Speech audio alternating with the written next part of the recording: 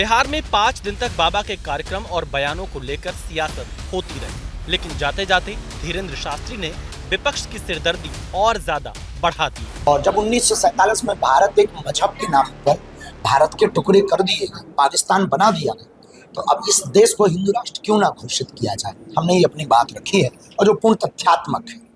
हम पदयात्रा फिर से करने वाले हैं, एक यूपी में करेंगे, फिर बिहार में करेंगे। बिहार में कथा के बाद अब यूपी की बारी है। बाबा बागेश्वर ने ऐलान किया कि मध्य प्रदेश से शुरू हुई उनकी यात्रा यूपी होते हुए बिहार पहुंचेगी। और जब 1947 में भारत एक मजहब के नाम पर भारत के टुकड़े कर दिए गए, पाकिस्तान बना दिया गया, तो अब इस देश को हिंदू राष्ट्र क्यों ना घोषित किया जाए। हमने ये अपनी बात रखी है और जो पूर्ण तथ्यात्मक है।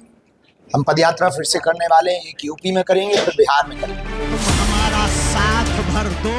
यानी जाति के पिच पर सियासी मैच खेलने वालों के लिए पंडित धीरेन्द्र शास्त्री बड़ी चुनौती बनने वाले हैं। बाबा बागेश्वर हिंदू है, वह सबूत देगा कि हम हिंदू है। किस आधार पर वह हिंदू है? लोग अगर हिंदू रहेगा तो वह अपने मुंह से बार बार काहे साबित करेगा कि हम हिंदू हैं? इससे स्पष्ट होता है कि यह खुद हिंदू नहीं है। भारतीय जनता पार्टी सनातन जिससे मजबूत हो उसका समर्थन करेगी। देश ही हिंदू देश है तो देश से बाहर है बिहार।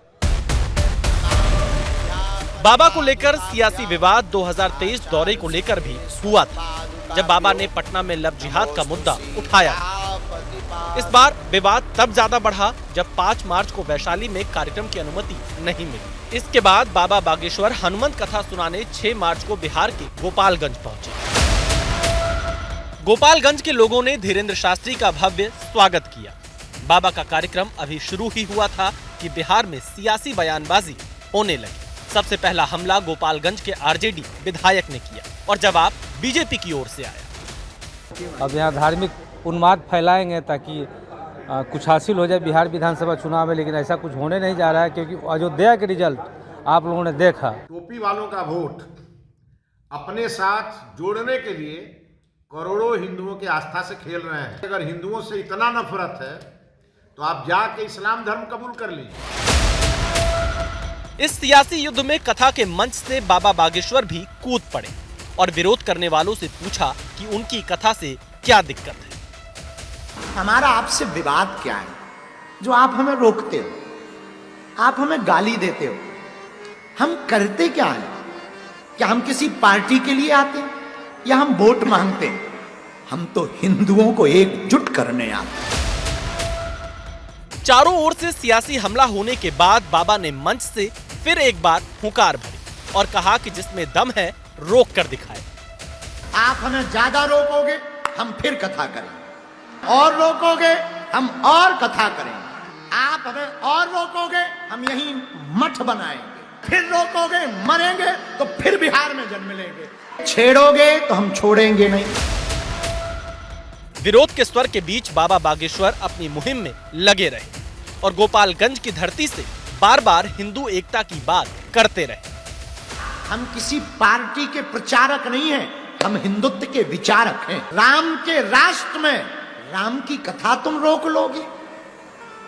ये राम का देश है, भगवान कृष्ण का देश है। हमारे तन में जब तक प्राण रहेंगे तब तक हम हिंदुओं के लिए जिएंगे और हिंदुओं के लिए मरेंगे।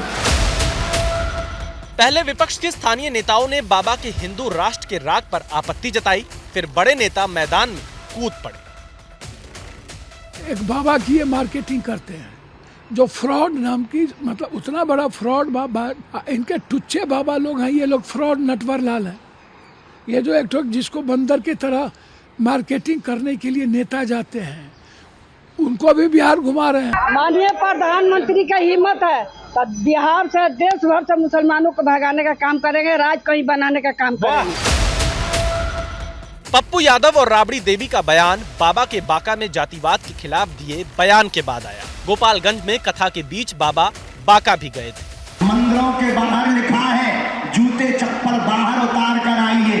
हम चाहते हैं मंदिरों के बाहर लिखा हुआ मिले कि जात पात बाहर छोड़ करके आइए। बिहार की राजनीति जातीय समीकरण से चलती है। ऐसे में बाबा का हिंदू एकता के लिए बात करना विपक्ष को अच्छा नहीं लग रहा है। वो दिल्ली में बैठा बाबा है ना, वो दाढ़ी वाला, उसी का ये सब चेला लोग है, उसी के आदेश पर वो बीजेपी का काम कर रहा लोग।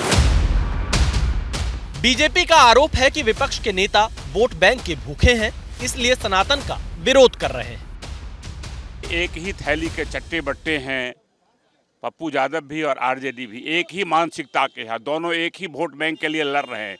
हिंदू सम्मान, हिंदू स्वाभिमान, हिंदू आध्यात्म और सनातन संस्कृति से इनका विरोध है। ये वोट बैंक की राजनीति के कारण ऐसा करते हैं, मुसलमानों को खुश करना चाहते हैं। वहीं आचार्य धीरेन्द्र ने ऐसे आरोपों को सिरे से नकारा है। उन्होंने दो टूक कहा कि उनका काम किसी को जिताना या हराना नहीं है। तो भैया, ना तो हमें नेता बनना है, ना हमें चुनाव लड़ना है, ना हमें किसी को जिताना है, ना किसी को हराना है। हमें तो भारत बचाना है और हिंदुओं को जगाना है। सवाल है कि क्या हिंदू जगाने के लिए बाबा अपनी यात्रा बिहार चुनाव से पहले करेंगे? क्या उनकी यात्रा यूपी होते हुए उस वक्त बिहार पहुंचेगी जब चुनाव का प्रचार चरम पर होगा? अगर ऐसा हुआ तो बाबा को लेकर आगे और भी सियासत होना बाकी। For exclusive and insightful videos, subscribe to our new channel ABP Live Premium.